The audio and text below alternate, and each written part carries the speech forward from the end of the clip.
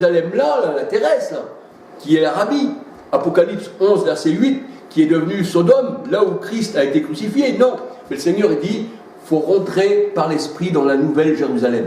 Alléluia, l'épouse du Christ, qui est son corps. On rentre par l'Esprit, parce que celui qui n'a pas l'Esprit de Christ ne lui appartient pas. Et le royaume des cieux n'est pas de manière à frapper le regard, mais il est au milieu de vous, en nous, dit le Seigneur.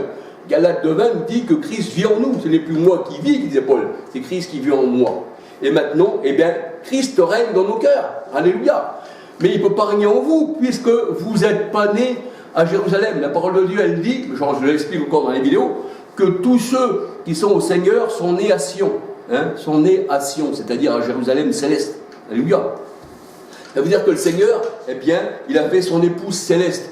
Avant, dans tout l'Ancien Testament, c'était la loi, c'était tout ça, c'était les sacrifices, tout était fait de main d'homme, les impositions des mains, tout ça. Et quand vous vous imposez les mains pour chasser les démons, quand je regarde Dieu Tout-Puissant, eh bien demandez-vous quel démon vous chassez. C'est ça qu'il faut savoir, voyez-vous. Mais là, je ne viens pas pour vous flatter, parce que Paul il dit, si je vous flatte, je flatterai le péché. Mais Paul disait, je n'ai jamais flatté un homme. Non, il faut lui parler de la manière qu'il comprenne et que Dieu est clair. C'est pour ça que le Seigneur, la parole de Dieu, elle dit que Dieu vous donne eh bien, un esprit de sagesse, c'est encore Dieu qui donne l'esprit de sagesse, et de révélation. À moins qu'il vous a donné un esprit d'erreur, voyez-vous, comme Deutéronome 28, ou alors comme Saül, il l'a reçu sur lui, et puis qu'il voulait tuer David par la suite, et qu'il a toujours été son adversaire. 1 Samuel 16-14, voyez-vous, tout ça, ça vient de Dieu, ces mauvais esprits-là. Le Seigneur, il a mis ça sur le monde, voyez-vous. Et quand Jésus est venu, eh bien, ces élus qui étaient pris de cet esprit, eh bien, le Seigneur, il dit, j'ai cherché des esprits impurs, mais je t'ai mis mon Esprit Saint. Voyez-vous, je t'ai mis mon Esprit Saint à la place. Je répondrai de mon esprit sur mes serviteurs et sur mes servantes. Je répondrai de mon esprit sur toute chair. Parce que nous aussi, avant de connaître le Seigneur, on n'était qu'une chair. Et faute d'esprit, le corps était mort. Donc le corps était qu'une chair. Et quand le Seigneur il parle de la chair, eh bien, ça veut dire c'était sur l'homme charnel dans lequel avant nous étions. Un peu comme Paul, voyez-vous. Paul croyait être au Seigneur, mais c'était un homme charnel au départ. Mais il est devenu spirituel après. C'est pour ça que la parole de Dieu, elle dit, eh bien, au départ, c'est l'homme charnel, c'est l'Adam, avec tous ses péchés et tout, c'est ce qu'on était. Mais, et puis Adam a répondu, eh bien, la malédiction sur tous ceux qui lui ressemblaient, parce que la parole de Dieu nous dit dans Genèse 5, verset 3, que Adam a fait un homme ensuite à sa ressemblance. La même nature du péché que lui, il était. Mais la parole de Dieu nous dit, nous, eh bien, on a reçu la nouvelle naissance et on ne fait pas partie d'Adam. Vous voyez, d'Adam le terrestre, on fait partie d'Adam le céleste. Alléluia.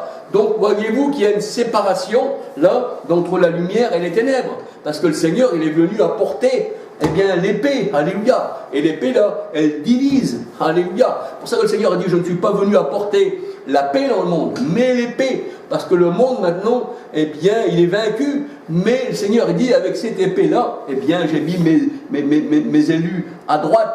Alléluia. Et les boucs à ma gauche. Et la gauche représente toujours la malédiction de Dieu. Voyez-vous, comme on dit, on n'a pas ses larmes à gauche.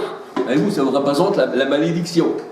Alors j'étais venu avec ces quelques paroles de la part du Seigneur, non pour juger, non pour abaisser, non pour dire moi j'en sais plus que les autres, non, je ne suis qu'un homme, alléluia. Et peut-être que si vous me téléphonez, on peut peut-être, eh bien, comment on va dire, partager, parce que le Seigneur dit dans sa parole, instruisez-vous les uns les autres.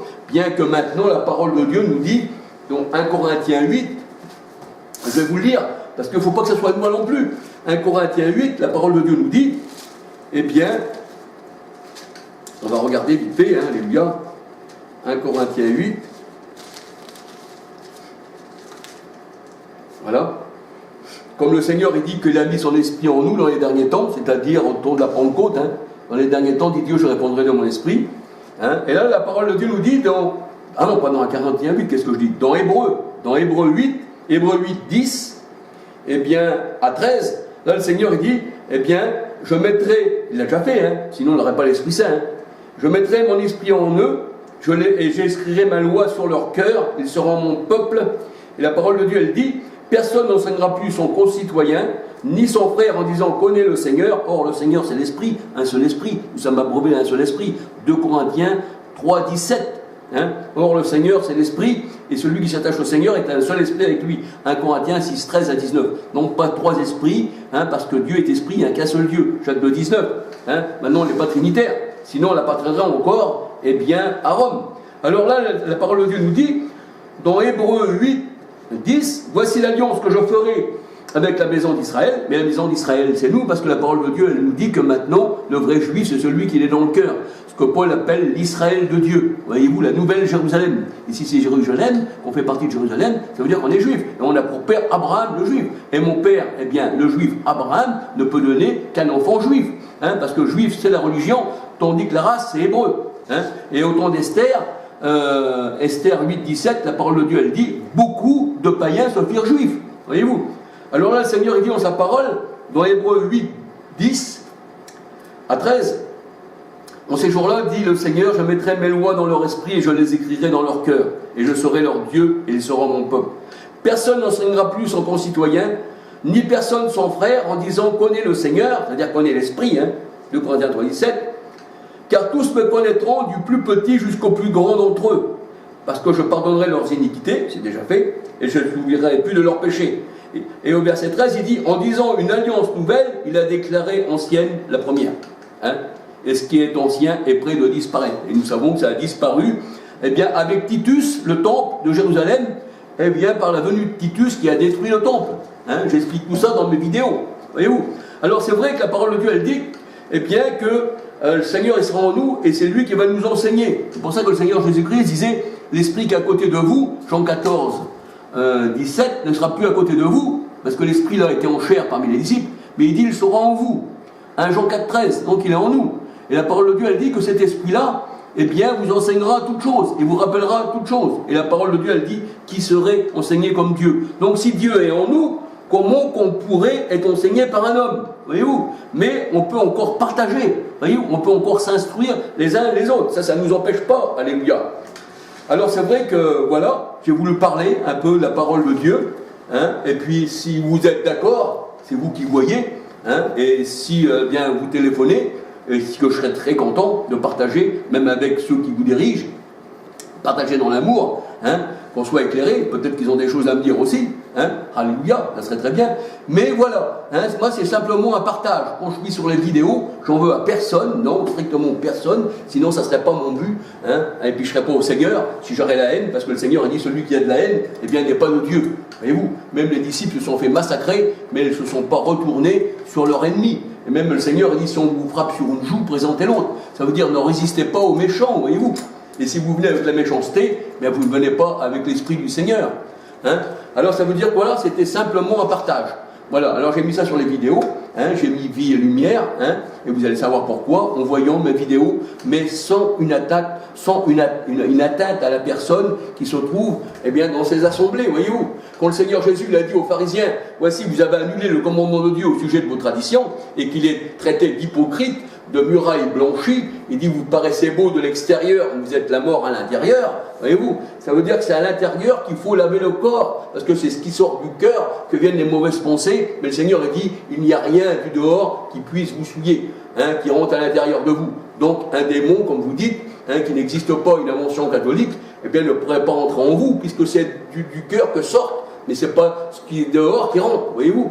Alors c'est pour ça qu'il faut bien comprendre les choses, et je voudrais partager ça avec vous si vous le voulez. Je sais qu'il n'y aura pas une foule, peut-être qu'il n'y aura jamais de coup de téléphone, ça, Dieu seul le sait, parce que c'est comme ça. Quand on appartient au Seigneur, c'est rare, et bien qu'il y aura quelqu'un qui va appeler. J'ai connu quelques personnes bien, qui maintenant, on a partagé ensemble, et qui maintenant, bien, pensent pas comme moi, mais pensent comme la parole de Dieu, alléluia. Mais ça, on ne les a pas obligés, ils ont été ouverts, ils ont ouvert leurs yeux, non d'un homme, un peu comme Saul, qui est devenu Paul, et bien que le Seigneur y avait fermé les yeux au départ, voyez-vous, c'est Dieu qui ferme et c'est Dieu qui ouvre, et qui ensuite il dit, voici, tu iras dans la maison de droite, dans la maison de Judas, c'est peut-être la maison de Judas Iscariote, je ne sais pas, et il dit là, Ananias priera pour toi, et là Ananias, eh bien, a attendu Saul, qui est devenu Paul, et il dit, voici, je prie pour toi, et afin que le Seigneur t'ouvre les yeux. Et les écailles, là, qui représentent les poissons de la mer, parce que le filet, le filet est jeté à la mer,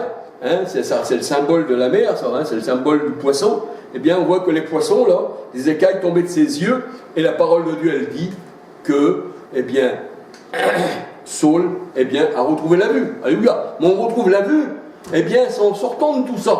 Parce qu'on est trop enchaîné. Si on ne porte pas la marque, là, la marque, c'est-à-dire, la marque, c'est une conformité à quelqu'un. C'est ça la marque. Hein, on ne peut pas boire ni manger, tout ça. Avant, si on ne portait pas la marque de l'Église catholique, eh bien, vous étiez sur le bûcher, vous étiez brûlé vivant, vous aviez de l'huile versée sur vous, on vous mettait dans l'huile, on vous brûlait, un peu comme les nazis catholiques, parce que Hitler était catholique, et vous savez qu'à chaque fois, eh bien, que l'Église catholique, là, elle est citée, mais c'est le dieu soleil, c'est Pharaon, hein. Le triangle là, qui est représenté par la Trinité, c'est un tombeau, c'est la mort, c'est le soleil. Eh bien, pour rendre un culte au soleil, eh bien, les catholiques brûlaient les gens tout vivants sur le fourneau. Vous voyez, ils faisaient un bûcher, ils brûlaient. Ça, c'était un sacrifice au soleil, un peu comme les pyramides Incas, on faisait un sacrifice au soleil, voyez-vous, et ça prenait feu. Là, le feu qui représente le soleil, ben ce dieu-là, ce dieu solaire, c'était le 25 décembre, hein, c'était la fête d'Amon-Ré, par qui toutes les nations du monde, même les Arabes, tout ça, ici et ça, aussi bien que les Belges, en fait, le monde entier, de l'alcoolique à celui qui n'est pas alcoolique, de tout ce qu'on voulait, catholique, protestant, païen, tout ça, tout le monde se mélange. Aujourd'hui, ça, c'est la fête du soleil. Et ça, c'est le monde. C'est pour ça que le monde se rassemble comme ça, sans rien savoir. Et ça, c'est ne que vomissure et débordement des choses qui ne sont pas la gloire de Dieu, voyez-vous. Donc, il faut bien comprendre tout cela. Que Hitler aussi brûlait les gens dans les fours. C'était aussi un culte au dieu solaire, ça, voyez-vous. Alors, c'est vrai qu'il faut sortir tout ça. Je ne sais pas, moi, si vous êtes rattaché à ça, hein, de cette ténèbre, peut-il sortir la lumière? Ah non. Ah non, on ne peut pas. Pour ça que le Seigneur a dit, qu'y a-t-il de commun entre la lumière et les ténèbres? Qu'y a-t-il de commun entre ceux qui font le mal et ceux qui font le bien? Qu'y a-t-il de commun entre les grandes religions du monde, avec le petit troupeau de Dieu qui est une petite porte resserrée, qui est beaucoup d'appelés, peu d'élus, et qui est un petit troupeau? Alors que vous êtes dans la grande masse, eh bien, des plus grandes religions du monde. Le monde entier, le 3/4, ils sont trinitaires. Hein, voyez-vous? C'est pour ça que le Seigneur a dit, sortez du milieu d'eux. Parce que vous participez à leur péché. Parce que vous êtes rattachés à ça.